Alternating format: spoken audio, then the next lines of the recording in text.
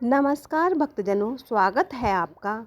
अधिक मास या पुरुषोत्तम मास के शुक्ल पक्ष की एकादशी को पद्मिनी एकादशी कहते हैं। इसे कमला एकादशी के नाम से भी जानते हैं। इस साल की पद्मिनी एकादशी या कमला एकादशी 27 मई दिन बुधवार को है।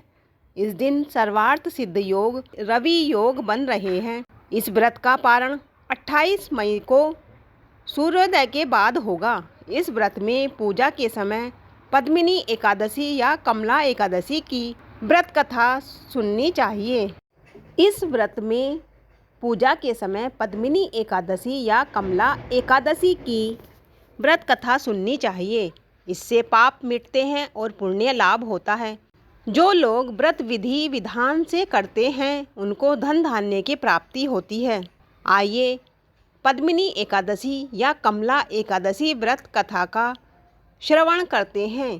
एक बार युधिष्ठिर ने भगवान श्री कृष्ण से पुरुषोत्तम मास के शुक्ल पक्ष की एकादशी की कथा, व्रत विधि और उसके पुण्य फल के बारे में बताने का आग्रह किया।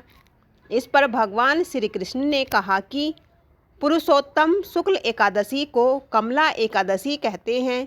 इस व्रत को विधि पूर्वक करने से उत्तम फल की प्राप्ति होती है। इसकी कथा इस प्रकार से है। अवंतीपुर नामक नगर में शिव वर्मा ब्राह्मण रहते थे। उनके परिवार में पत्नी के अलावा 5 बेटे थे। उनका सबसे छोटा पुत्र जय शर्मा पाप आचरण करने वाला था। इस वजह से उसे घर से निकाल दिया। वह घर से निकलकर वन में चला गया।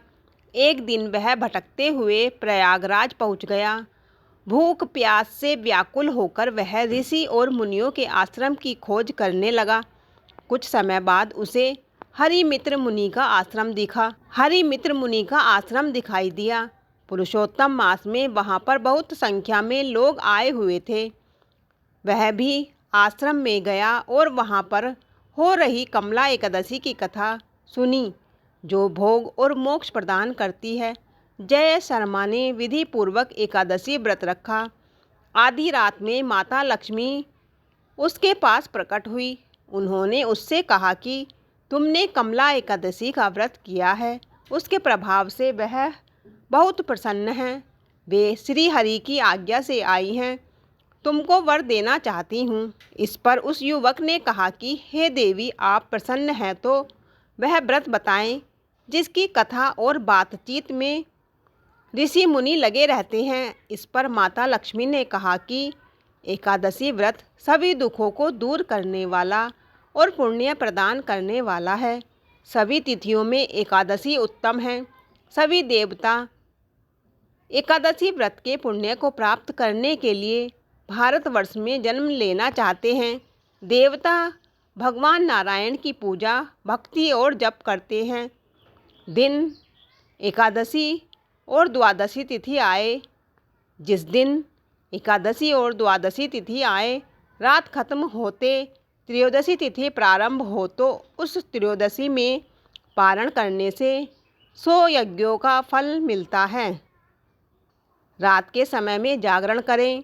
फिर द्वादशी में स्नान के बाद विष्णु पूजा करें। एकादशी को श्री हरि को पंचामृत स्नान और द्वादशी को दूध से स्नान कराएं। फिर प्रार्थना करें। इसके बाद ब्राह्मण को भोजन कराएं और दक्षिणा से संतुष्ट करके विदा करें। उसके बाद पारण के व्रत को पूरा करें। इस प्रकार से जो एकादशी का व्रत करता है उसे मोक्ष की प्राप्ति होती है। भगवान श्री कृष्ण ने कहा कि देवी लक्ष्मी उस युवक को वरदान देकर चली गई। वह युवक धन धान्य से परिपूर्ण हो गया। उसके बाद अपने पिता के पास आ गया। जो व्यक्ति कमला एकादशी का व्रत करता है, उसकी महिमा को सुनता है, वह भी समस्त पापों से मुक्त हो जाता है। बोलो विष्णु भगवान की जय।